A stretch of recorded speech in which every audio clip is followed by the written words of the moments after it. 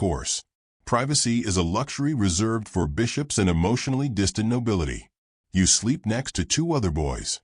One of them snores like a warhorse. The other one twitches in his sleep and once bit your ankle. You're pretty sure it was on purpose. You sit up and instantly regret it. Your head aches from breathing in fireplace smoke all night, your joints click like rusty hinges, and your nose is filled with the scent of stale wool and sadness. You're wearing the same linen shirt you wore yesterday, and the day before.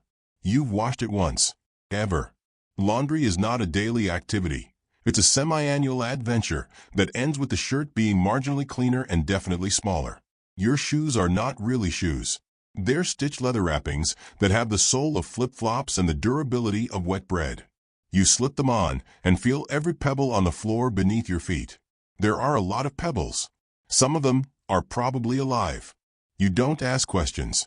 Before we go any further, take a moment to like the video and subscribe, but only if you genuinely enjoy what we do here. We're not here for empty gestures or hollow clicks. Leave a comment telling me what time it is and where you're tuning in from. I love reading them and knowing who's drifting off to sleep in Helsinki or microwaving porridge at 2 a.m. in New Zealand. Now, back to your soul-crushing apprenticeship. You are not an apprentice by choice. No child sits around dreaming, one day I'll clean goat intestines for an aging cooper who spits when he talks. No, you were sold into this arrangement, probably by your parents, possibly by your uncle, or maybe by that one neighbor who owed someone a favor. In theory, this is a noble arrangement. You learn a trade, you gain skills, you grow into a respected member of the guild. In practice, you're a glorified broom with feelings. Your master is named Osbert, a name that sounds like it was coughed out by a goose, and, frankly, fits him. Osbert is a cooper, a maker of barrels. Not exciting ones. Not treasure chests or decorative wine casks. Just barrels. For fish. For salt. For things that smell worse over time. Osbert has breath like smoked onions and a beard that could hide small animals. He also believes that the best way to teach is to shout. A lot. And then throw a wooden mallet across the room, because your stave alignment is a disgrace to St. Joseph. Osbert wakes up earlier than anyone should legally be allowed to. He doesn't need sleep. He survives on fury and pickle cabbage. By the time you're stumbling out of bed, he's already half a cask deep in complaining about taxes, the weather, and the price of nails. You head outside into the street, which is really just a shared compost pile with aspirations. The mud isn't just mud. It's a complex cocktail of manure, urine, rotting food, and broken dreams. You breathe through your mouth. Big mistake. It also smells like hot turnips and regret. There are chickens. Always chickens. Chickens in doorways, chickens in alleys, chickens sitting on other chickens like some kind of poultry-based monarchy. You make your way to the workshop. You don't have breakfast. Breakfast is for aristocrats and people with time. You get a crust of bread later if Osbert doesn't catch you daydreaming or breathing too loud. The workshop is a dark, wooden shed filled with tools that look like they were forged during a lightning storm. The air is thick with sawdust and the lingering scent of varnish, sweat, and mild despair. Your job today, and most days, is to sand planks. Not gently, aggressively, passionately. Like the wood personally offended your ancestors. You sand until your fingers blister, then crack, then blister again.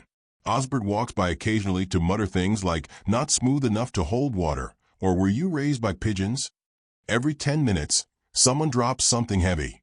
It makes your bones vibrate. You are not allowed to sit. Sitting is a sin unless you're nobility or dead. You're not allowed to speak unless spoken to.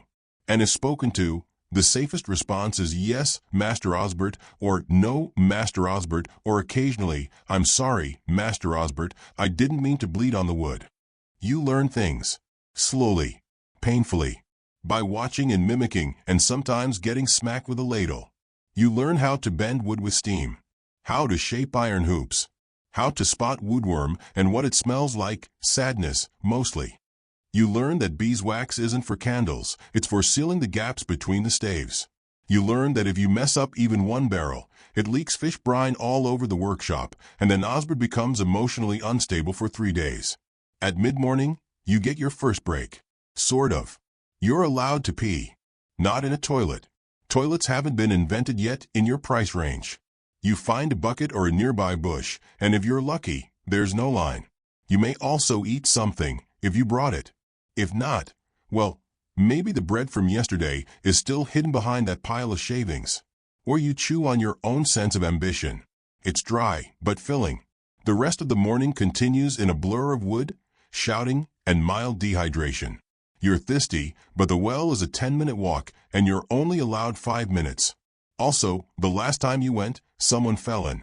He's still in there. Everyone agreed not to talk about it. Lunch arrives like a miracle. It's called dinner because medieval people were emotionally chaotic about meal names. Your meal is a bowl of something brown.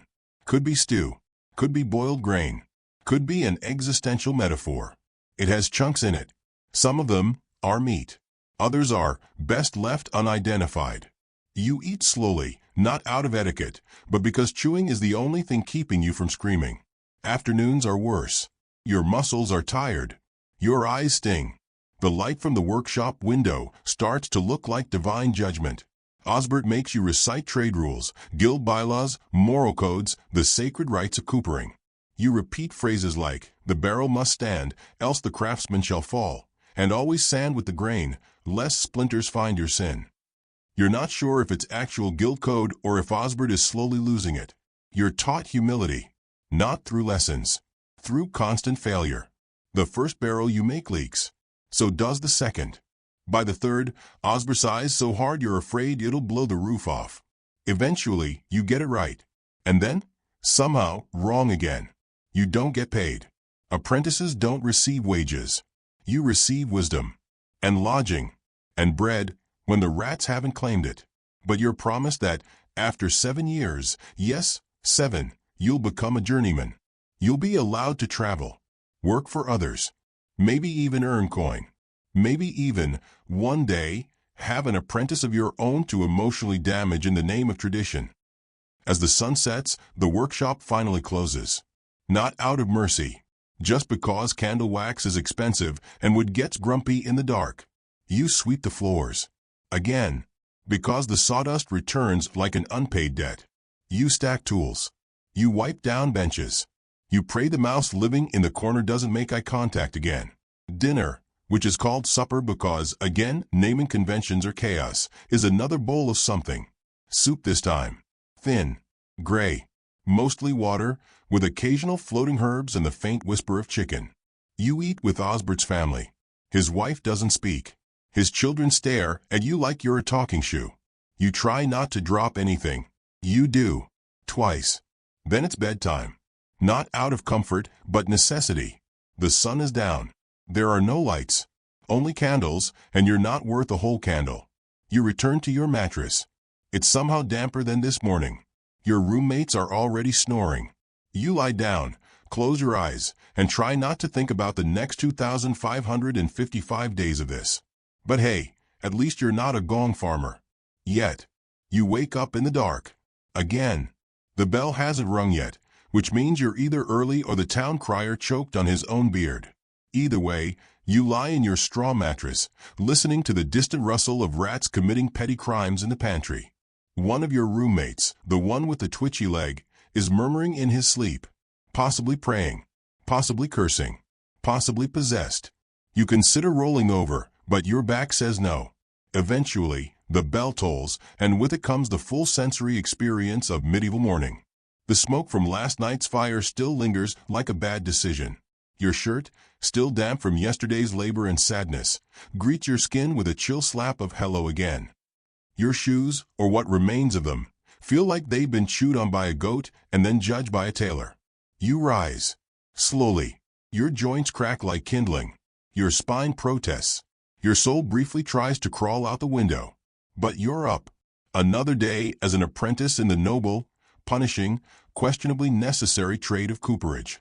You leave the sleeping chamber, shuffle through the hallway that doubles as a broom closet, and make your way to the kitchen. Osbert's wife is already awake, stirring a pot of something that might be breakfast. It could also be laundry water. Hard to tell. She doesn't speak. She hasn't spoken in 4 years. Legend says she used to be lively. Then she married Osbert. You don't eat now. Apprentices don't get breakfast unless they steal it, And that's frowned upon, mostly because the last boy who tried ended up accidentally locked in a barrel for 3 hours. You just wait. You wait for the grumble from Osbert's room. The floorboards shift under his rage-heavy footsteps. The door opens. He emerges, already muttering about inflation, ungrateful youths, and the decline of proper oak grain alignment. "Get moving," he barks. You get moving. Today is delivery day. Which is great, because instead of sanding planks until your fingers fall off, you get to carry barrels through the filth-stained streets of town like a very sad pack mule. Your first barrel is full of salted herring. It smells exactly how you'd expect salted herring to smell after fermenting for a week in a wood shop run by a man who fears soap. You hoist it onto a crude handcart, which has exactly 3 working wheels and 1 very ambitious wobble. The streets are already alive. By alive, we mean teeming with market noise, livestock droppings, and the unmistakable sound of a baker yelling at a goose. Children run barefoot, which seems carefree until you remember the ground is essentially a medieval smoothie of excrement, spoiled beer, and spiritual despair. Somewhere nearby, a dog fights a cabbage. The cabbage is winning. You pass stalls. Butcher stalls, where meat hangs like medieval wind chimes. Baker stalls, where bread is roughly the same density as limestone. Textile vendors, shouting about wool that was sheared from the cleanest sheep in town. You've seen that sheep. It is not clean. It has opinions and mange. The barrel is heavy. You are small. Your arms are numb. Every step is a prayer. You reach the fishmonger, a man with 1 eye and a personality that smells worse than his cart, and he grunts in approval. You unload the herring, inhale 1 final noseful of pickled fish agony, and turn back. 2 more deliveries today. 1 to the tavern, 1 to the monastery. Taverns are fun. You get to see drunk adults embarrass themselves. Monasteries are less fun. Lots of chanting. Very little laughter. Smells like candle wax and unresolved guilt. At the tavern, the innkeeper shouts from a doorway. "Barrel's late," he yells, despite the fact that it isn't. He always says that. It's part of the ritual. You don't reply. Apprentices are not encouraged to speak to customers unless directly addressed. You roll the ale barrel into the storage room, dodging piles of straw, forgotten stools, and a very sleepy pig that definitely does not work there. The monks, on the other hand, greet you with quiet nods. No yelling. No sarcasm. Just peaceful smiles and the unnerving sensation that everyone here has read your soul and found it lacking. They're brewing something, possibly beer, possibly soap, possibly both. Monks love efficiency. You deliver the barrel, bow respectfully, and get out before one of them asks you to pray about your impure thoughts regarding that merchant's daughter. By noon, your back is done. Your legs are trembling. You've sweat through your tunic, which was already doing a bad job of being a tunic. But congratulations, you've survived the morning. Now it's time for, not a break. No, you've earned the privilege of sweeping the shop floor. Again. You begin with a broom made of twigs and a prayer. The sawdust is endless. It multiplies. You sweep 1 pile, another appears. It's like chasing ghosts with a salad fork. Osbert watches from his stool, chewing something that might be meat or might be his own tongue. You avoid eye contact. You don't want to trigger another rant about apprentices these days having soft hands and no grit. Around this time, the guild inspector visits. This is not a good thing. He is tall, dressed in a robe so clean it feels insulting. His hat is absurd. His nose is sharp enough to poke through cloth. He looks around the workshop with an expression that says, "I've seen better cooperages built by blind squirrels." Osbert bows, grunts, and offers a sample barrel. You are ignored, as is tradition. But the inspector frowns. He points out a flaw in the barrel rim. Osbert blames you. You pretend to be wood. Everyone pretends to be wood. The inspector scribbles something on a parchment. Osbert's eye twitches. He offers wine. The inspector takes it. Sips. Nods. Departs. You live another day. Mid-afternoon. It's repair time. Someone has brought in a broken butter tub. It's cracked, stinks like rancid dairy, and is covered in flies that seem personally offended. Osbert hands it to you and says, "Fix it." You've never fixed anything. You barely know how to unfix things. But you try. You apply resin. You hammer a new strip in place. You whisper to the wood like it's a dying pet. Eventually, It holds together. Barely. Osbert inspects your work. His mouth does something between a snarl and a reluctant nod. Adequate, he says. This is the highest praise you've ever received. You write it down in your brain. Adequate. Might put it on a crest one day. You're allowed 5 minutes to sit. You sit on a stump. It's covered in splinters, but you pretend it's a throne. You close your eyes. Almost fall asleep. Then the chicken walks in again. The same chicken. No one owns it. It just appears. Your evening task, firewood. Not chopping it, you're not trusted with blades yet, but stacking it. There's a system, of course. If the logs are not aligned properly, they fall. On you. Like last week. You stack in silence. The sun starts to fade. The shadows grow longer. You wonder, briefly, if time is broken. Dinner is better. Not good, but warm. Stew with bits. You identify a turnip. Possibly even a bean. Osbert eats with his hands. His children watch you. One of them giggles every time you blink. His wife still doesn't speak. You're starting to believe she communicates solely through passive-aggressive bread kneading. After the meal, you're allowed to sit by the fire. It's the nicest part of the day. The warmth seeps into your bones like forgotten joy. You think about your family. You wonder if they remember you. You wonder if they meant to send you here or if there was a mix-up, and they meant to apprentice you to someone who works indoors and smells less like sap and fish brine. Osbert tells a story. It's always the same one. How he once built a barrel so fine, the Duke's wine steward cried. You've heard this story 15 times. It changes slightly each time. Once, there were trumpets. Another time, a feast. You nod politely. This is part of the ritual. One day, you'll tell your own story, and someone will be forced to pretend they care. Night falls. The fire dies down. You return to the sleeping room. Your mattress awaits. It is still terrible, but you're too tired to fight it. You lie down. The straw pokes your ribs. The snoring begins. You close your eyes. You dream of chairs. Not thrones. Just regular chairs. Because chairs, in this life, are a fantasy. As you drift off, you wonder, will tomorrow be the same? Will you ever be more than adequate? Will the chicken return? The answers, dear apprentice, are probably yes, possibly no, and definitely yes. You wake up to the sound of someone choking on a biscuit. That's not a metaphor. Someone in the household has actually attempted to chew a biscuit from 2 nights ago, a small, rock-like thing that should have been used to build a cathedral wall, not eaten by a living organism. You lie there for a moment, listening to the wheezing, the frantic coughs, the soft thud of someone slapping someone else on the back. Finally, the biscuit is expelled, and silence resumes. The day has begun. You roll over and discover that the rat from last night has returned, this time curled up in the corner like it pays rent. You make eye contact. It does not blink. You both understand the rules. You don't move too fast, and it won't try to steal your last toenail. Welcome to day 114 of your apprenticeship. Not that you're counting. You are absolutely counting. There's no such thing as a weekend. Time just blurs together in a smear of aching joints and the sweet, sweet scent of varnish, failure, and rotting turnips.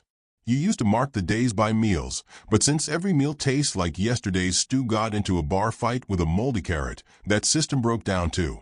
Still, something is different today. Osbert is humming. This is not a good sign. When Osbert hums, it means one of two things. He's remembering his third best barrel ever, or he has plans for you. Unpleasant, back-breaking plans involving ladders, rainwater, or glue that's been sitting in a wooden jug since the last plague. You stumble into the kitchen, where the smell of weak porridge greets you like a disappointed aunt. Osbert's wife is there, smashing something in a mortar with the slow, deliberate force of someone working through emotional issues. She gives you a nod. Or maybe she's just flexing her neck. Hard to tell. No one says good morning. That's not a thing people say here. Instead, Osbert arrives, claps you on the back, you now taste blood, and announces, "We're going to the mill." You blink. The mill, you say, which is daring because speaking before being spoken to usually earns you a lecture on humility, dust management, and proper oak shrinkage. Yes, the mill, Osbert grunts. Need new staves. Miller owes me. And you're carrying them back. You nod like you know what that means. Here's the thing, mills are far. Like, Walk until your feet fall off far. And this particular mill is at the edge of town, just past the screaming ducks and the haunted-looking goat pasture. You've only seen it once, from a distance, through a veil of rain and despair. You don't get a say. You never get a say. You just get handed a sack of bread crusts, a crude leather water pouch, and Osbert's second-best hat. Which is to say, a hat so stiff and ancient it might qualify as architecture. The road to the mill is muddy. Surprise. It rained last night, and your shoes, or as you call them, cloth regrets, are instantly soaked. Each step is a squelch. Each squelch is a reminder that medieval apprenticeships come with 0 dry socks, no health benefits, and absolutely no respect for your arches.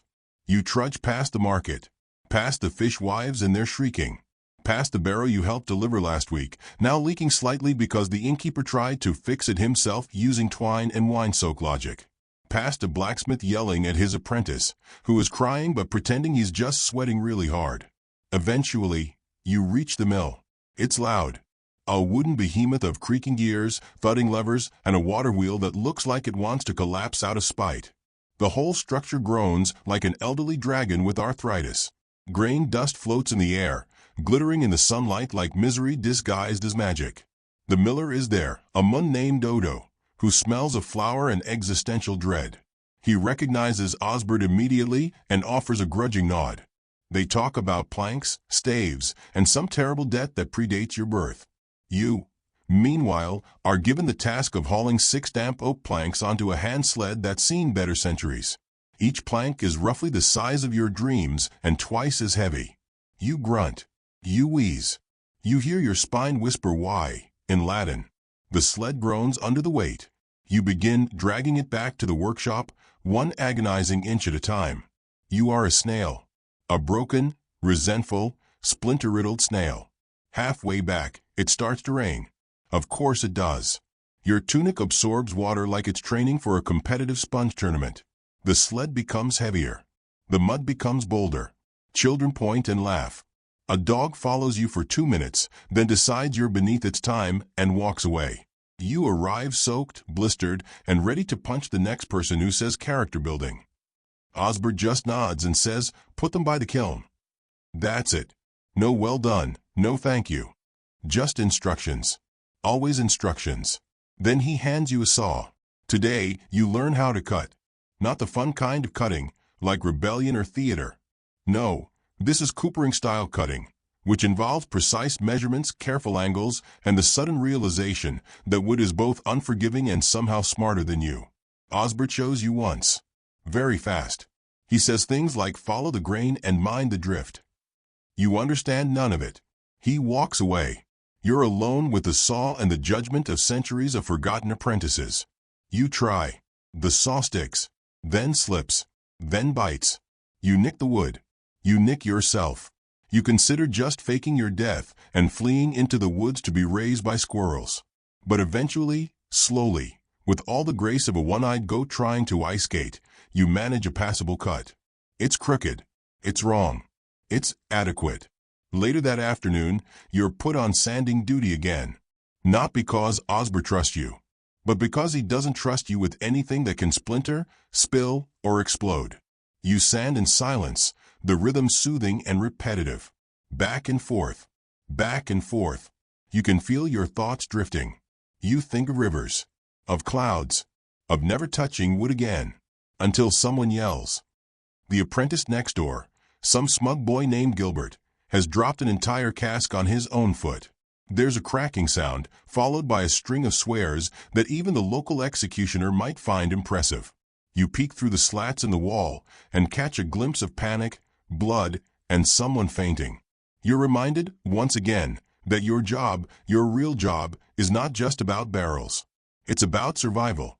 About avoiding injuries, infections, tetanus, and irate geese. The rest of the day passes in a blur. You clean tools. You sweep up sawdust. You find an old nail in your shoe and briefly hallucinate the Virgin Mary telling you to sit down. You don't. You're not allowed. You keep going. Dinner that night is festive, which means the stew has slightly more salt. Osbert's wife even raises an eyebrow in what might be approval. Osbert drinks. Tells the same story again, the one about the Duke and the perfect barrel. This time, he adds that the barrel made a nun cry. That's new. You almost smile. Then, just as you're thinking you might be allowed a peaceful night, Osbert says, "Tomorrow we tap the casks." And your stomach drops. Tapping the casks means checking for leaks, testing the seals, adjusting the tension hoops. It sounds simple. It isn't. If you mess it up, the entire contents, ale, wine, vinegar, or something experimental Osbert calls fermented broth, will burst out and ruin everything, including your face. You nod solemnly. You eat the last bit of turnip. You thank the gods, all of them, just in case, and go to bed. Your mattress is still lumpy. Your blanket still smells like goat breath.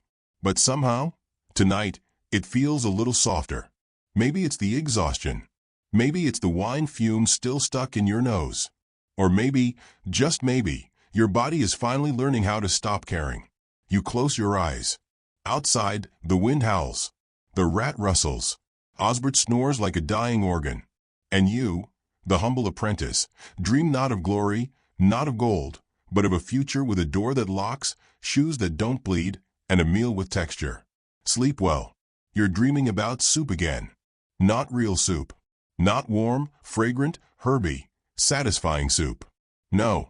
This is medieval soup, more a personality type than a meal.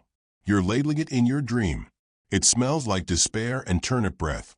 It's bubbling ominously, and someone's grandparent might be in it. You jerk awake. The rat has farted. It's not your rat. It's not anyone's rat. It just is, like humidity or regret. It's back again, curled near your fireless hearth, living its best rodent life, judging you. You stare at the ceiling beams, wondering when they'll finally give out and flatten you. Probably not today. Unfortunately. Today is tapping day, which sounds like a joyful medieval dance but is actually the high-stakes, anxiety-laced process of checking finished barrels for leaks, the same way a medieval surgeon checks a wound by poking it with something rusty and seeing who cries first. You swing your legs off your straw mattress. You're immediately stabbed by a splinter and reminded that even sleep can betray you here. You pull on your rough tunic, which smells like glue, sawdust, and that time you threw up during sanding duty. You haven't washed it in weeks. No one has. There's no such thing as laundry day. There's just rainstorm and shame. Outside, it's early. Too early. Some would call it dawn. You call it, I haven't finished digesting yesterday's beetroot loaf. Osbert is already up. Of course he is. He's been up since the stars were still visible, muttering to himself and sipping something foul from a wooden mug that's never been washed. He sees you, gestures to the back of the shop, and growls, "Time to check the hoops." You nod, because that's what you do. You nod, you obey, and you try not to lose a finger. Let's review how this works. The barrels you've been assembling for weeks now, staves, hoops, prayers, minor finger injuries, are all standing like squat, smug little soldiers in the corner of the workshop. Today, you'll tap them, which means filling them slightly, watching for leaks, and gently adjusting the tension of the iron hoops so the staves swell just right. Too tight, and the wood might crack. Too loose, and you'll get a leak. Either way, it's bad. Very bad. Barrels aren't just barrels. They're storage. They're reputation. They're literal liquid money. Mess this up, and Osbert won't say a word. He'll just stare at you with the dead-eyed look of someone calculating how much firewood your corpse could provide in winter. The first barrel is fine. No leaks. No cracks. You allow yourself a moment of pride and immediately get a splinter in your palm, because pride is punishable by oak. The second barrel, however, you tap it, fill it halfway with water, and wait. A slow, quiet drip begins near the base. A single, mocking droplet slides down the wood like it's judging your life choices. You freeze. Osbert walks over, doesn't speak, just kneels, runs a hand along the leak, and grunts. Then he looks at you. What did I say about seating the middle stave? You open your mouth to answer but quickly close it again. He doesn't want a reason. He wants you to suffer silently. So you nod. Say, "Sorry, master," in your most apologetic tone. He just gestures to the mallet and walks away. You spend the next 30 minutes carefully loosening the hoop, resetting the stave, and retightening, all while trying not to cry or die of tetanus. Your hands ache. Your fingers are raw. You miss when your only job was sanding, and the worst thing you could do was inhale too much dust and think about mortality. Another barrel. Another drip. This one's not your fault. It's the wood. It's warped, slightly, subtly, evilly. Maybe it was cursed. Maybe it sat too long in the damp. Maybe it just hates you. Either way, it's leaking at the top, a fine trickle of betrayal pooling at its base. Osbert sighs and says, "Get the pitch." You freeze again. Not because it's a surprise, but because this is the worst part. Hot pitch. Sticky, boiling, eye-watering pitch. Heated over a fire until it bubbles like a medieval witch's skincare routine, then dripped into problem scenes using a spoon so ancient it might have been stolen from a Viking. You fetch the pot. Heat it over coals. Stir it with a stick that's already fused to the handle. The smoke stings your eyes and clings to your tunic. Everything smells like burned resin and old apologies. You try not to burn yourself. You fail. It's just a little splash, a drop on your forearm, but it sizzles and sticks. You clench your jaw, suppress the scream, and dab it with a cloth that's seen too much suffering to still qualify as clean. There's no sympathy. There's no "Are you all right?" There's only "Don't waste a pitch." Eventually, you get the leak sealed. The barrel is watertight. You stagger back, hands shaking, clothes reeking, soul slightly toasted. It's now midday. You haven't eaten. Technically, there was breakfast.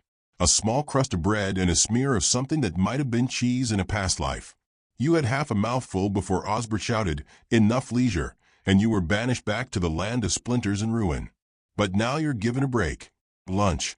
Which is a generous word. It's stew. Always stew. This one has something floating in it. Could be cabbage. Could be shoe leather. You chew cautiously. The taste is vaguely salty, vaguely vegetal, vaguely disappointing. Like everything else. Osbert eats in silence, staring into the fire. His wife hums while scrubbing something that refuses to be scrubbed. You're too tired to speak, too sore to move, and too hungry to care. And just as you're swallowing your last bite of warmish despair, Osbert clears his throat. "You're coming with me," he says. You blink. To where? To Master Bernard's shop. He's got a new Cooper's ads. Wants to show it off. And his apprentice is worse than you, so you'll feel better. Which is, in Osbert speak, the highest form of encouragement. So you go. You follow him through the muddy streets again, past the fishmongers and the gossiping widows and the suspicious chicken that's been eyeing you for days. The village smells like smoke, fish guts, and mild feudal regret. Master Bernard's workshop is slightly larger, slightly cleaner, slightly more smug. Bernard himself is a wiry man with 3 teeth and a laugh like dry corn scraping on a window. He greets Osbert with a backslap that would shatter lesser men, and they begin comparing tools the way nobles compare bloodlines. You're left with Bernard's apprentice, a pale, trembling creature named Alaric who may or may not be 17, and may or may not be entirely awake. He stares at you with a mixture of fear, envy, and the kind of exhaustion that usually follows near-death experiences. "How long you been apprenticed?" he asks. 4 months. He nods solemnly. "I'm on year 2. My teeth ache when I look at wood now." You bond instantly. He shows you a new gouging chisel. You show him your latest splinter scar. You both admire the ads from a distance like it's forbidden art. Meanwhile, Osbert and Bernard are arguing about hoop angles and whether water from the southern stream swells oak better than the northern. You don't understand a word. You nod anyway. Eventually, Osbert slaps your shoulder again. Why does he do that? And says, "We're done here." You trudge home. It starts raining again. Of course. By the time you reach the workshop, your tunic is soaked, your boots are flooded, and your soul is as damp as your socks. You spend the last 2 hours of the day sweeping, sanding, and pretending not to cry. Dinner is quieter. You're too tired to taste. Osbert talks about grain shipments. You nod at the appropriate moments. His wife mutters about thieves. You try not to fall asleep in your bowl. And finally, you're allowed to collapse into your straw mattress. The rat is there. Again. This time, it's dragged a crust into the corner. You nod at it. It nods back. You lie on your side. Every bone aches. Every muscle twitches. You stare into the darkness, listening to the wind, the creaking of the beams, and Osbert's gentle snores, like someone sharpening a saw inside a wet sack. You close your eyes, and dream not of freedom, nor peace, nor success. You dream of a day when the stew has potatoes. You're dreaming of escape. Not a glamorous escape. Not castles and dragons and romance. Just leaving. Walking out of this town with nothing but your blanket, your chipped eating spoon, and maybe the rat, if it's up for it. Wandering into the woods. Living among trees. Eating moss. Becoming a folklore cautionary tale. But unfortunately, you wake up instead. Because it's raining. Again. Not your average drizzle, either. This is biblical. The kind of rain that makes you wonder if someone nearby is building an ark. The thatch roof is leaking directly onto your face, and your pillow, a generous term for the bundle of straw and cloth you cry into, is now soaked. You roll over. Big mistake. You land directly on your elbow, which has fused at some point in the night to a wooden knot in your sleeping board. You pry yourself off with the grace of a half-dead squirrel. It's still dark, but the day has technically begun. You can tell because you've already stubbed your toe on the doorframe. That's how every medieval day starts, pain and splinters. You shuffle to the corner of the room where the wash basin sits.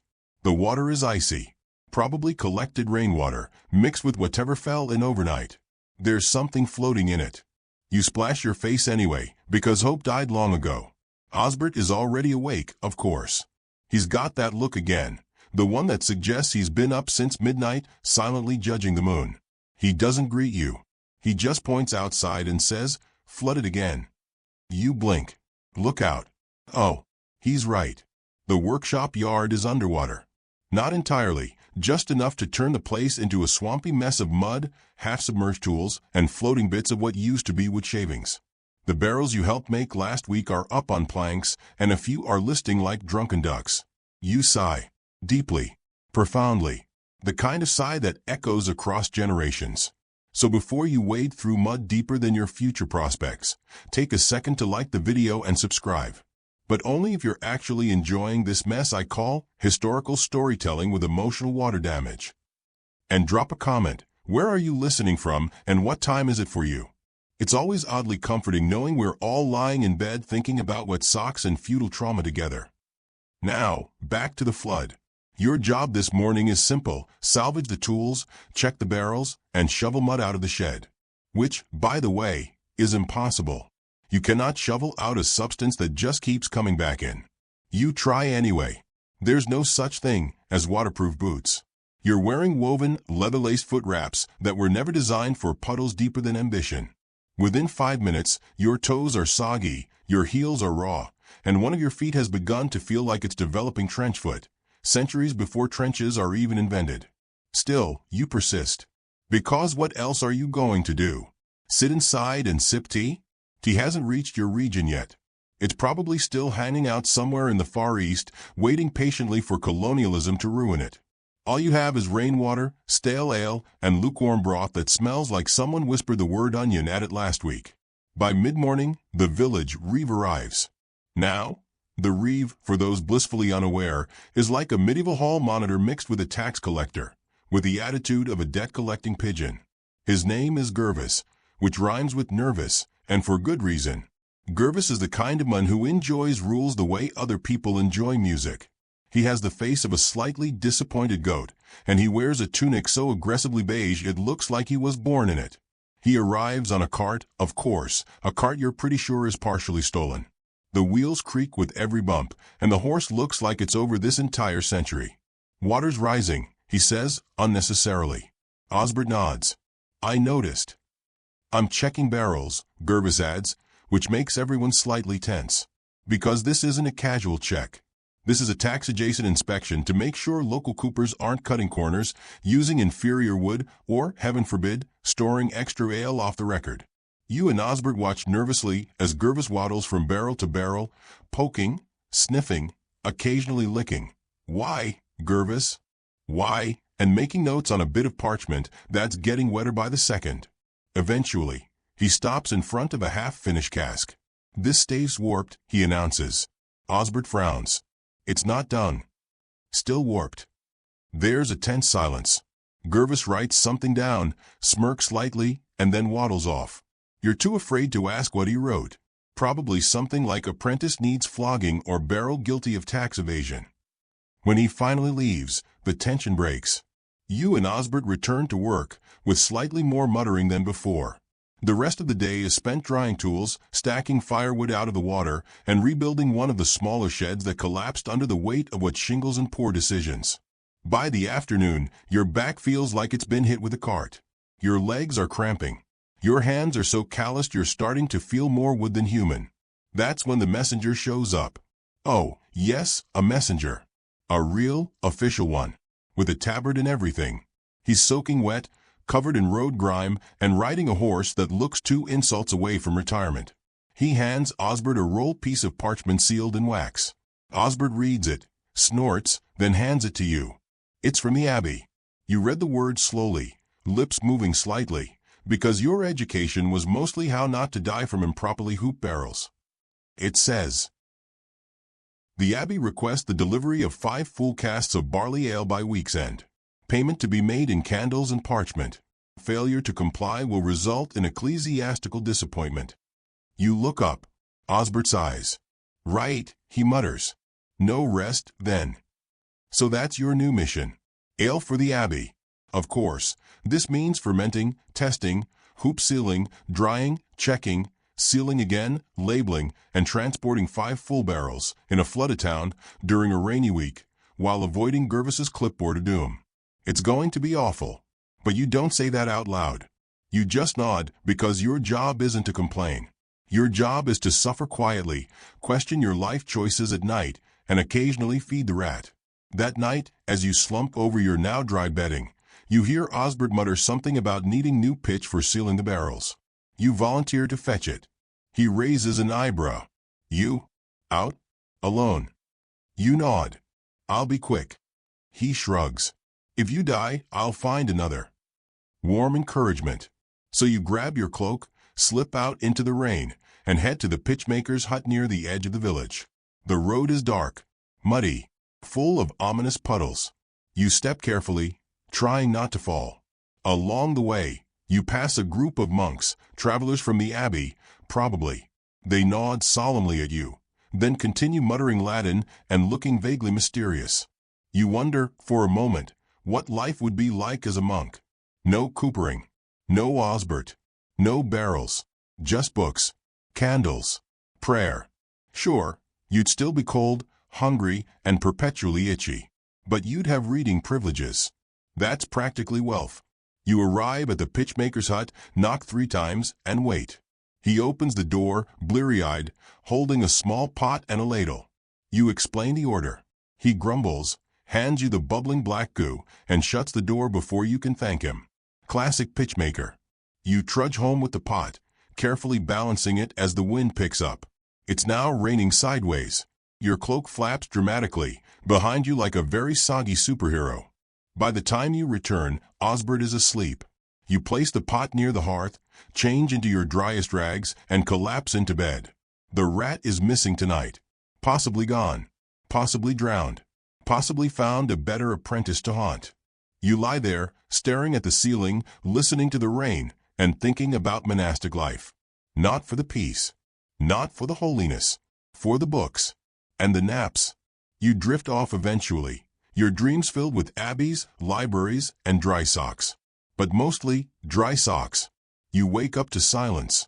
Not peaceful silence. The ominous kind. The kind that suggests something is deeply wrong or someone's watching you sleep. Or both. You sit up slowly, expecting to find a dead rat in your shoe again. But instead, nothing. Just fog. Thick, gray, suspiciously theatrical fog, seeping through the shutters like it's auditioning for a ghost story. You blink into the gloom. Somewhere in the distance, a rooster makes a noise like it's given up on optimism entirely. Today's the day. The day you deliver 5 full casks of Osbert's finest, reed, passably not poisonous, barley ale to the Abbey. A short journey, in theory. In practice, a logistical hellscape. The barrels are already loaded onto the cart.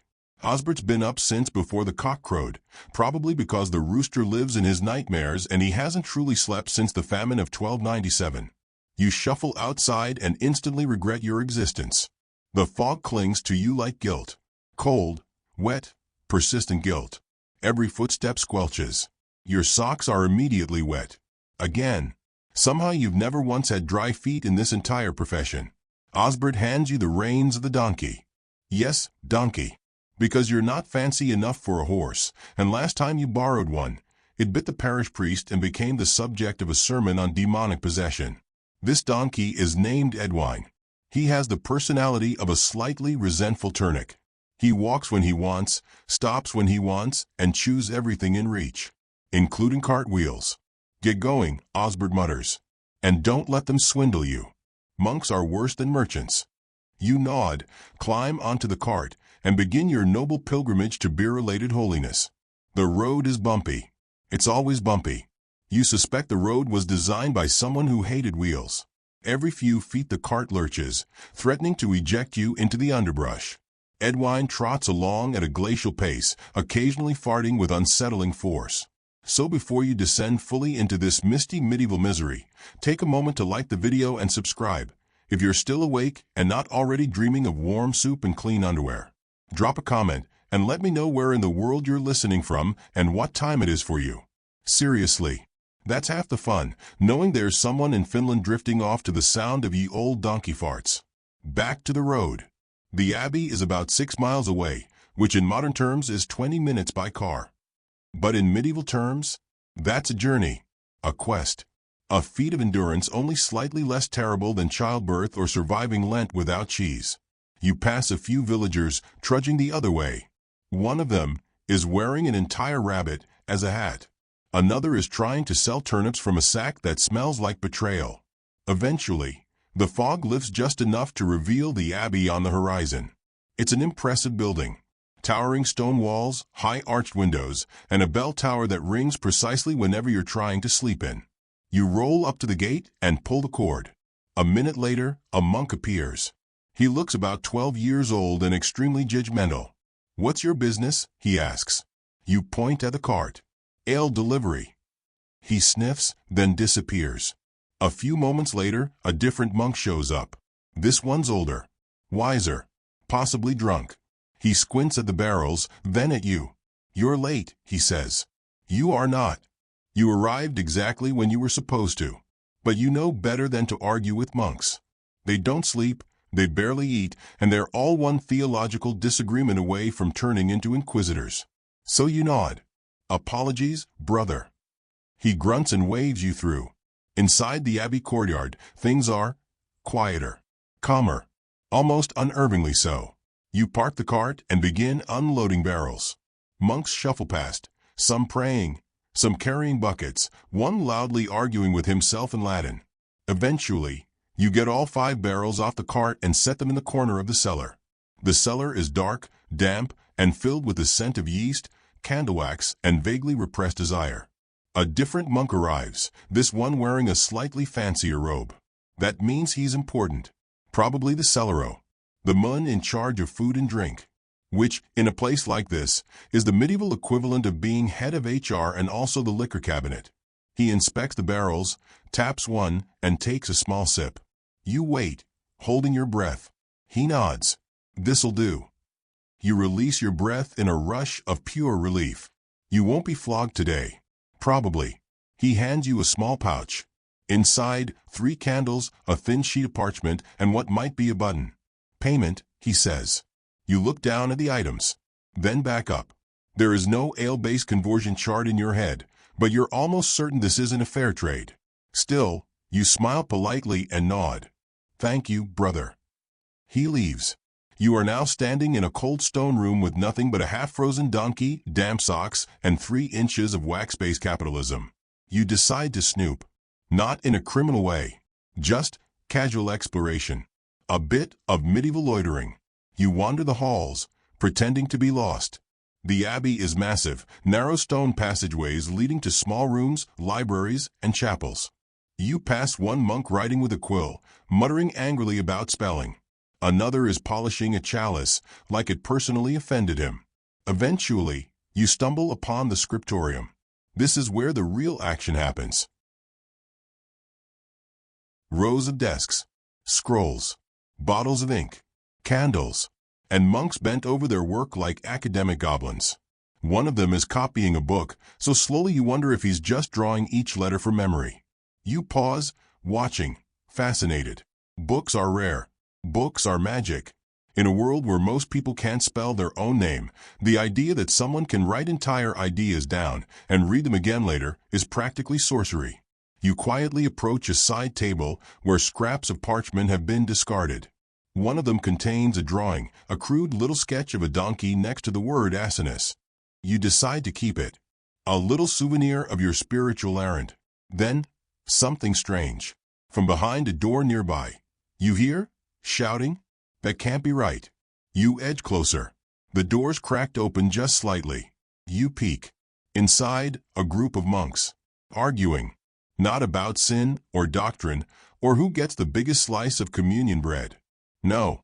They are arguing about yeast, fermentation, ratios, whether last week's ale was too hoppy, whatever that means in a world where hops are still a luxury.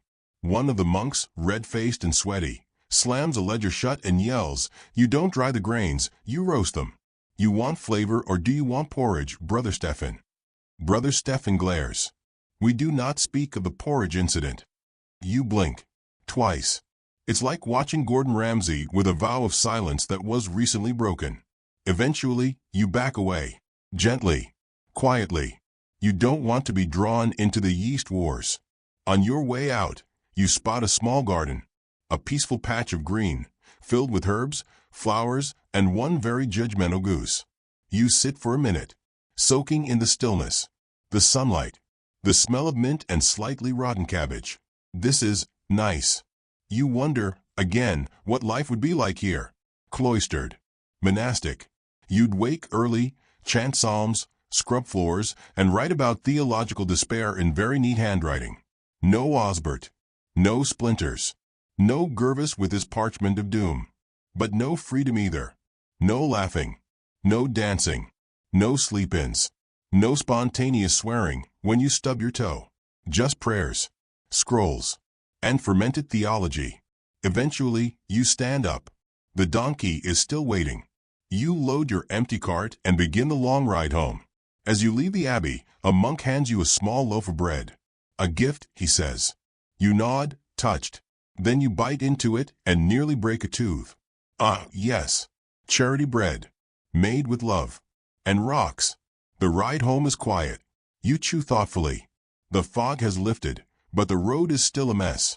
You pass the same guy with the rabbit hat. He nods at you, solemnly. When you return to the workshop, Osbert is nowhere to be found. Probably sleeping. Or glaring at someone into a state of guilt. You unload the cart. Edwine immediately wanders off and eats a fence post. You crawl into bed. The candles you were paid with are sitting on the table. One has already melted onto a pile of wood shavings. A fire hazard. But it smells oddly comforting. You lie down. You think about yeast. You think about donkeys. You think about becoming a monk, just for the books. And then you fall asleep, dreaming of porridge. Blessed, roasted porridge. You wake up to shouting. Again. Not in-your-face shouting. Not angry shouting. More like passive-aggressive bellowing carried on the wind, the medieval version of a calendar reminder. You roll over, praying it's a dream. It's not. The cold nose of reality is pressed firmly against your cheek, and it smells like mildew and unfulfilled dreams. Someone outside is yelling your name. That can only mean one thing: you've been volunteered. Again. You stumble to your feet, avoiding the icy splash of your own chamber pot, and put on your work tunic, which is only slightly less stained than the floorboards. Your boots, if we're still calling them that, are where you left them, which is vaguely near the door and still wet from Tuesday. Outside, the sky is gray. Not moody dramatic gray, just plain, uninspired, washed-out gray. The kind that promises nothing and delivers even less. Osbert is standing in the yard, arms crossed, looking like he's been chewing gravel for breakfast again. "There you are," he grunts, as if you've personally insulted the sunrise. The reeve needs hands. They're building a bridge. You blink slowly, trying to process this information through the fog of sleep deprivation and a diet consisting mainly of onions and water with ideas above its station. "Why me?" Osbert snorts. Because Gervis is already busy, the smith's boy broke his leg, and your only other competition is dead or pretending to be. Well, at least you made the top of someone's list. So before you get completely covered in mud, and your will to live erodes one pebble at a time, take a second to like the video and subscribe. It helps me keep making these long, sleepy nightmares of historical despair. Let me know in the comments what time it is where you're listening and whether you're horizontal yet. Especially you, mysterious Canadian person who always comments at 3:17 a.m. Anyway, back to your new career as a structural engineer. The site is about a mile away, by the river. You get there the only way you ever do, by walking, with cold feet and warm resentment. The bridge is more of a suggestion right now. A few logs, some ropes, and a handful of villagers looking at it like it personally owes the money. The reeve is there, a man whose eyebrows are twice as big as his authority. He nods when he sees you. Good. You're strong. You'll lift. He says that with such confidence that you almost believe him. But you know your arms are about as thick as a soup spoon and half as useful. You're handed a rope. Pull. You pull. It doesn't budge. Harder. You pretend you're trying harder. Still nothing. The reef sighs deeply, as though your entire existence is a personal disappointment. What follows is 6 straight hours of dragging, lifting, and digging. 6 hours of splinters, strained backs, and waterlogged socks. You move rocks. You move logs. You move things that definitely should not be moved by humans without divine intervention. At one point, you're ankle-deep in mud, holding a rope attached to something large as soggy, while an old woman named Matilda yells instructions that are somehow both incomprehensible and deeply insulting. There is no lunch break.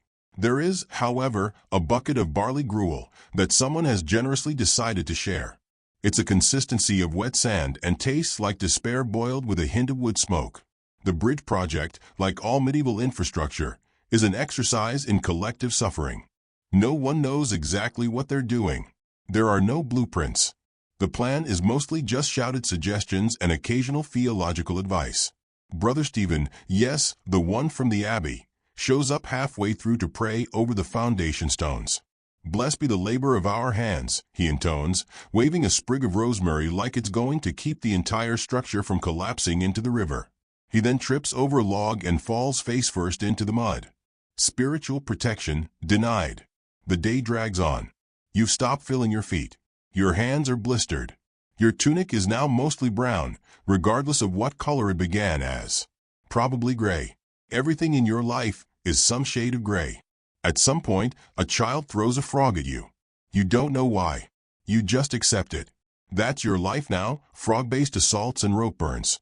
Someone brings out ale. It's warm, flat, probably diluted, but it's ale. It might be the closest thing to happiness you've tasted all day. You drink deeply. Then someone slaps you on the back and hands you a shovel. More digging. You dig so much you begin to question whether this bridge is really just a community effort or a subtle punishment for an unknown sin. Maybe this is purgatory. Maybe this is your penance for stealing that half-rotten apple last week. Around sunset, the reeve announces that progress has been made. He says it like it's a victory, even though the bridge is still mostly logs in a pile and one sad plank tied to a rock. Everyone cheers weakly. Or groans. It's hard to tell the difference. You sit on a stump, muscles aching, stomach growling, brain gently vibrating from fatigue. You watch the river flow past. Slow. Relentless. Unimpressed by your efforts. It occurs to you, not for the first time, that nature doesn't care. The river doesn't care if you build a bridge. It will just keep being a river. Forever. Cold and wet and smug. Just like Gervis. Speaking of whom, he shows up at that moment, hands clean, hair perfect, holding a small scroll that definitely didn't dig a trench today. Osbert sent me, he says, smirking. Wants you back. Something about chic. You stand up, every joint popping like firewood. You follow Gervis back through the woods, which now look extra menacing in the dusklight. At one point, you're convinced you hear a wolf. Gervis insists it's just a dog. It howls. Definitely not a dog. When you get back to the workshop, Osbert is nowhere to be seen. Again, you consider collapsing right there on the floor. The hay pile looks particularly inviting, if you ignore the mysterious stain and the faint smell of cabbage. But then you remember the sheik. So you trudge into the back lot, where Osbert's one surviving sheep is standing next to the fence, looking smug. This sheep, named Gilda, has escaped 3 times this week, once made it into the church, and was briefly worshipped by a group of extremely drunk masons. She eyes you with contempt. You fix the fence. Again. With sticks. And twine. And hope. Then you finally go inside. You eat whatever's left in the pot. It's probably stew. It might be glue. Either way, it's hot and vaguely edible. You sit down. Then immediately lie down. Your muscles are vibrating. Your hands look like they lost a fight with a hedgehog. Your back feels like it's aged 20 years in a day. You stare at the ceiling. You think about bridges. You think about rivers. You think about Gervais falling in, repeatedly. Then you fall asleep. And in your dreams, the bridge holds. Just barely. You wake up to the sound of breathing. But not your own. It's deep. Wet. Wheezy. For a moment, you're convinced it's a pig. Or possibly a small dragon with asthma. Then you open your eyes. It's not a dragon. It's the village physician, standing 3 inches from your face. "Ah, you're awake," he says, in the kind of voice that suggests he doesn't see the problem with that statement. You blink. Twice. You're still horizontal, still on the floor, and your body feels like it's been borrowed by a wagon and then politely returned via catapult. The physician, Master Evo, a man who owns 4 teeth and exactly 0 social cues, smiles at you with the enthusiasm of someone who thinks pus is a sign of success. "Osbert lent you to me for the day," he says, "since you've got such strong hands." "Ah, yes. Strong. A term here meaning not currently dead. Before we dive headfirst into a puddle of medieval medical horror, take a moment to like this video and subscribe if you're enjoying this calming descent into a past that smells like turnips and regret. And drop a comment telling me what time zone you're in, or whether you've ever had a dream about being chased by a giant leech in a robe. It's always strangely comforting to know who's snoring through the centuries with us. Back to your situation. You sit up, regretting all previous life choices. Master Evo gestures for you to follow. He smells like herbs. Old herbs. Possibly herbs that died and were reborn as something stickier. You limp after him, out the door, across the street, and into his, let's call it a clinic. In reality, it's a room full of jars, stains, scrolls, and one suspiciously greasy stool. There are diagrams on the wall that look like they were drawn by a drunk octopus. One of them is labeled "The Balance of Humors" and features a man vomiting into a barrel while blood pours from his ears. Reassuring. You're told to wash your hands in a bowl of water. The water is mostly gray, possibly sentient. You wash anyway. Then Master Evo hands you a list. Your first job? Leech maintenance. There's a bowl of them, just sitting there, writhing, judging. Make sure they're comfortable, Evo says. Comfortable? They're worms. With teeth. But you nod, because that's what you do now. You make leeches feel at home. You stir them gently with a stick. One latches onto it. You shriek inwardly. Outwardly, you make a noise like a kettle with abandonment issues. Master Evo doesn't notice. He's preparing for the first patient. A knock at the door. In walks a man holding his own ear. Not attached, mind you. Just holding it. Boil turned nasty, he explains. You want to go home. But you don't have one. So you fetch the linen, like a good apprentice. Evo examines the wound, grunts, then applies what looks like a cross between porridge and mold. It smells like bad cheese that's been emotionally neglected. Then he wraps the man's head tightly, mutters a blessing to Saint Erasmus, and sends him out with a handful of dried leaves and instructions to avoid screaming for at least 3 days. The man nods solemnly. Leaves. Still holding his ear. Next patient, a child with worms. No, not on him. In him. He's pale. Sweaty. Looks like he's trying to teleport via sheer discomfort. Evo mixes a powder. It smells like sadness and cumin, and stirs it into a cup of lukewarm cider. The child drinks it. Gags. Immediately regrets being born. You make a note. Not because you're writing anything down. You just want to look like you're doing something useful that doesn't involve touching infected skin. At some point, Evo hands you a jar. This is ointment. Rub it on the next fellow's feet. You unscrew the lid. It smells like pine, ash, and the inside of a medieval boot. You rub it on anyway. The mun sighs in relief. Or passes out. Hard to say. Next patient, a woman with what she insists is wind trapped in her womb. You do not make eye contact. You do not speak. You fetch the bellows. Evo gently heats some herbs, waves them under her nose, and tells her to lie down while he chants something in Latin that might actually be a shopping list. You've officially stopped questioning anything. At this point, you've seen 3 boils, 2 open sores, 1 tooth extraction, done with pliers and optimism, and an old man who believes bees are living in his stomach. Evo gives him honey water. You begin to suspect that's his cure for everything. Lunch is served. It's a slice of bread and some pickled root that used to be a carrot in a past life. You chew, slowly, staring into the middle distance like a soldier returning from war. Afternoon rolls around, and with it comes the big one. A broken leg. The patient is a local farmer who fell off a very slow donkey. His leg is shaped like a question mark and the color of betrayal. Evo lays out the splints. You hold the man's hand. He holds your arm, and then screams into your soul. It's reset with a loud crack. The farmer faints. You do, too. Just for a moment. Spiritually. When you come to, you're splattered with something. Probably not paint. The patient is snoring. Evo is humming. You briefly contemplate jumping out the window and living in the woods with the hedgehogs. But no, you're needed. The next patient has eye worms. You don't ask. You just hold the lamp while Evo pokes something unspeakable with a stick wrapped in cloth. It twitches. You suppress your gag reflex so hard your ancestors feel it. By now it's nearing sunset. You're ready to curl up in a jar and sleep forever. But there's one last visitor. The priest. He's got gout. And a bad attitude. You hold his foot. It's like a roasted turnip covered in blisters. He recites a psalm while hurling theological insults at his own toes. Evo applies a paste made of garlic, vinegar, and despair.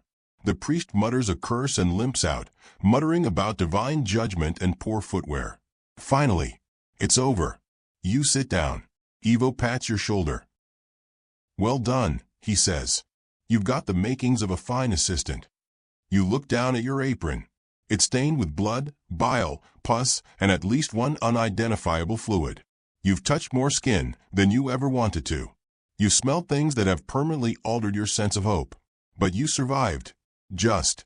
You limp back to the workshop. Gervis is there, eating an apple and whistling. You glare at him with all the fury of 10,000 unwashed bandages. He stops whistling. You collapse into the hay. This time, you don't even care what it smells like. Your last thought before unconsciousness claims you? Please. No more leeches. Just once. Can tomorrow involve bread? You dream of floating in a river made of wine. No infections. No wounds. Just clean, crisp, imaginary silence. And somewhere in the distance, a leech drowns. Bliss. You wake up choking. Not because someone is strangling you. No, that would be too direct. You're choking on dust. Flower dust, to be precise.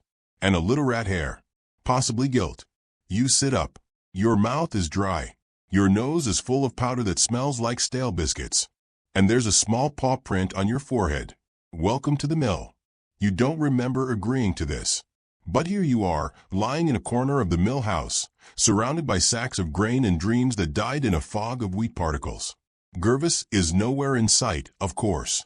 He's probably off pretending to be an intellectual, or bathing for the 4th time this week like some sort of soap-based aristocrat. You, on the other hand, have been lent to the miller. Again. Because apparently Osbert has decided that your apprenticeship is a community resource. Like a goat. Or a warning sign. You shuffle upright. The mill wheel is already turning outside. The steady thump of the gears has synced with your heartbeat, which is both poetic and deeply annoying. It's not even dawn yet. The miller, Master Elric, is already shouting about something. You can't see him, but you can hear the words lazy bones and last time I trust a Cooper's boy drifting through the flower fog. This is going to be a long day.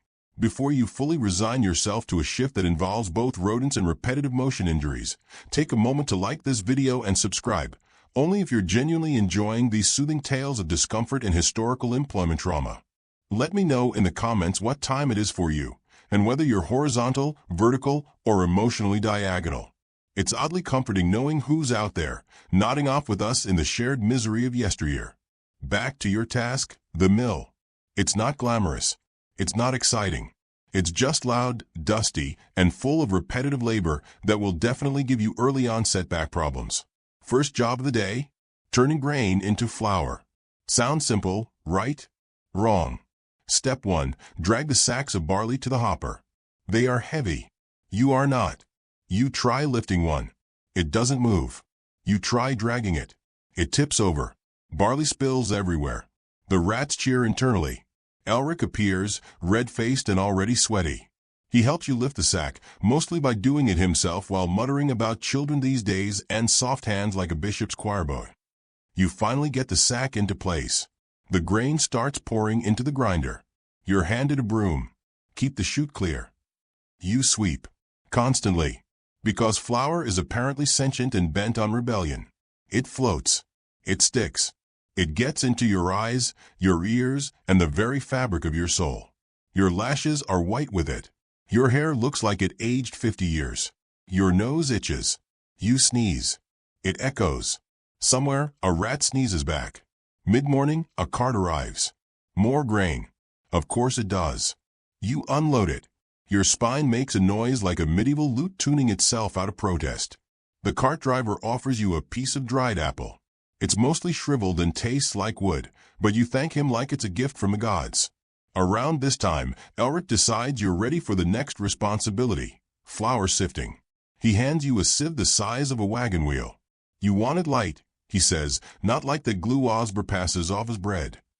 You spend the next hour shaking the sieve back and forth while flour rains down like powdered disappointment. Every muscle in your arms begins to scream. Your back begins negotiations with your knees. Your patience leaves the premises entirely. Meanwhile, the millstone groans like an old ox with arthritis. It turns slowly, endlessly. The gears creak. The wooden shaft thuds. Everything vibrates slightly, including your teeth. Then comes the cleaning. You are given a damp cloth and told to wipe down the inside of the mill chute. Why? Because something died in there last week. A rat? Probably. Maybe two. Maybe it was a rat family reunion that went horribly wrong. You hold your breath, reach inside, and wipe. It's sticky. It's smelly. It's got a texture somewhere between old jelly and moral compromise. You finish. Barely. Lunch arrives. Sort of. Elric hands you a slice of flatbread and a pickled onion. You chew slowly. Not because you're savoring it, because chewing is all your body is capable of at this point. The onion is aggressive. Your eyes water. Your breath becomes a public menace. You sit outside for a moment, watching the mill wheel turn lazily in the river. It's oddly hypnotic, soothing, even. Until a goose attacks you. Apparently, it lives here. You defend yourself with the broom. Elric laughs. No one told you about Greta. No. No one did. Greta is the mill goose. She owns the yard. And she hates you personally. Back to work. Now you're scooping flour into sacks. Carefully. Because if you spill it, Elric will recite a 10-minute lecture about waste and sin, and how his grandfather once caught a boy who lost a whole stone of rye flour and made him eat it. You don't know if it's true. You don't care. You just want to finish this sack and never see flour again. But then comes the accident. The chute jams. Elric shouts. You panic. You reach in with a stick. It doesn't work. You reach in with your hand. Mistake. The gears jolt. You yank your arm back just in time. You still have fingers. But they now know fear. Elric pats you on the shoulder. Close one. Last lad lost a thumb. Cool. Thanks. Late afternoon arrives, and with it, the delivery boy. He's 12, smells like horse sweat and vinegar, and talks faster than you can listen. He picks up 3 sacks of flour and tells you about a cat that exploded last week after eating something possessed. You nod. Because that sounds entirely plausible at this point. By now, your body is coated in flour. You are a pastry with legs. A breathing dumpling. The ghost of bakery futures. You sweep one last time. You wash your hands in a bucket that hasn't been changed since Tuesday. It's now more of a soup. You thank Elric. He grunts, then hands you a coin. Halfpenny. You try not to cry. On your way back to the workshop, it rains. Of course it does. The flour on your skin turns into paste. You begin to crust. You arrive looking like a haunted biscuit. Gervis takes one look at you and walks away. Probably wise. You collapse onto the straw pile. You can still hear the millstone in your ears. Still taste onion. Still feel the ghost of Greta's beak in your shin. You close your eyes. You dream of silence. And bread. And a life where you don't get attacked by birds. Tomorrow might be better. But it probably won't be. You wake up gagging. This time, not because of leeches or flour dust or goose-based trauma. This time it's the smell.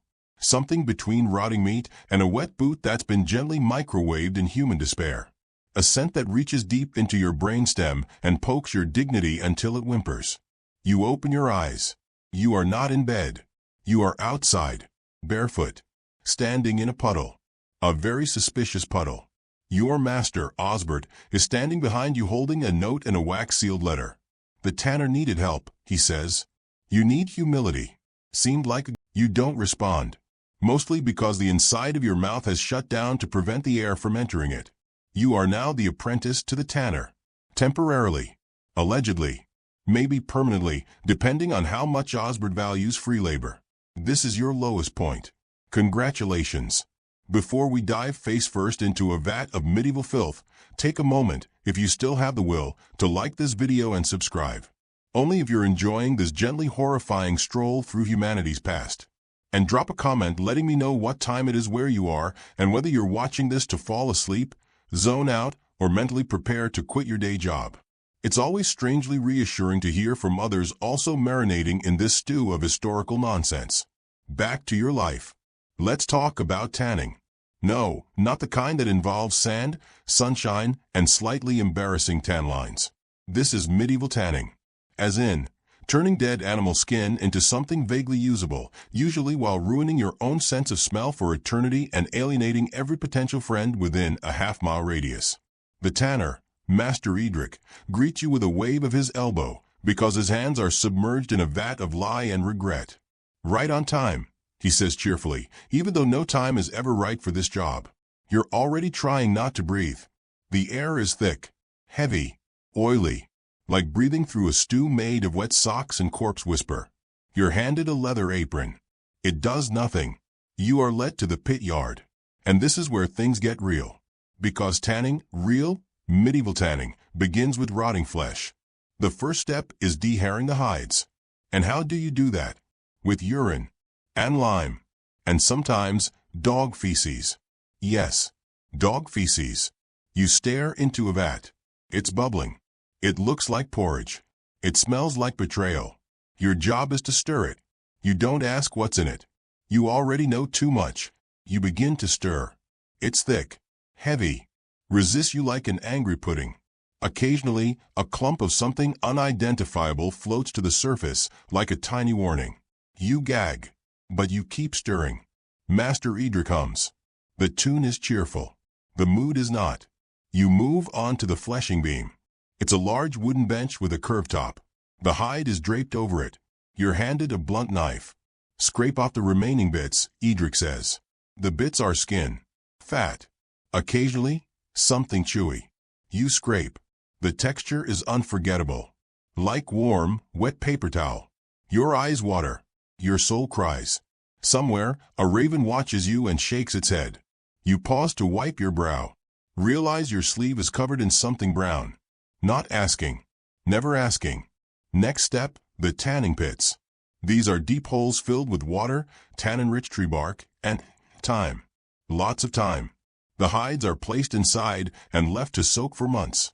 During this time, they ferment, soften, and gradually stop being meat and start being leather. Your job? Stir the pits. Carefully. Because if you fall in, no one is jumping in after you. You will simply become part of next season's boot collection. You dip a wooden paddle into the pit and start turning the contents. The water is dark, slick, slightly warm. It smells worse than the lime pits, which you didn't think was possible. Every time you turn the mixture, a wave of gas escapes. It hits you in the face like an insult. You lose track of time. Eventually, Edric hands you a piece of finished leather. Rub it with this. This is a lump of animal fat and tallow mixed with brain matter.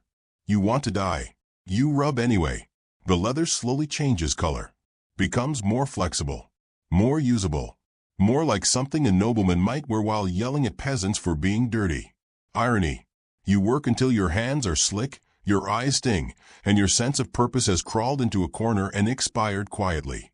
Lunch is served. It's stale bread and salted eel. You do not eat. You simply stare into the middle distance and think about soap. Remember soap? You don't. You finish lunch by rinsing your hands in a basin that smells like foot. The day continues. More stirring, more scraping, more silence. Occasionally, Edric mutters to himself about quality and hides and the good old days before regulation. You nod like you understand. You don't. You scrape another hide. You find a tooth. You do not scream. You simply place it gently in a bowl marked miscellaneous. By late afternoon, you are a shadow of your former self. Your skin is stained. Your nose is broken on a spiritual level. Your dignity has packed its bags and left a note that says you brought this on yourself. Edric claps you on the shoulder. Good day's work. You nod, barely able to speak. He offers you a half-penny and a small strip of leather. A souvenir. You take it. You will bury it somewhere far away. The walk back is long.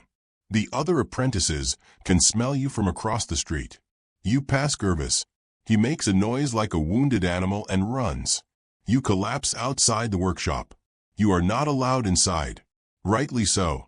You sleep in the stable, next to a pig who, for once, smells better than you. Your last thought before you pass out? If you ever smell bark again, you will scream. And if Osbert sends you back, you will become a hermit. You dream of soap, bars and bars of it, washing everything away, even your memory, especially your memory.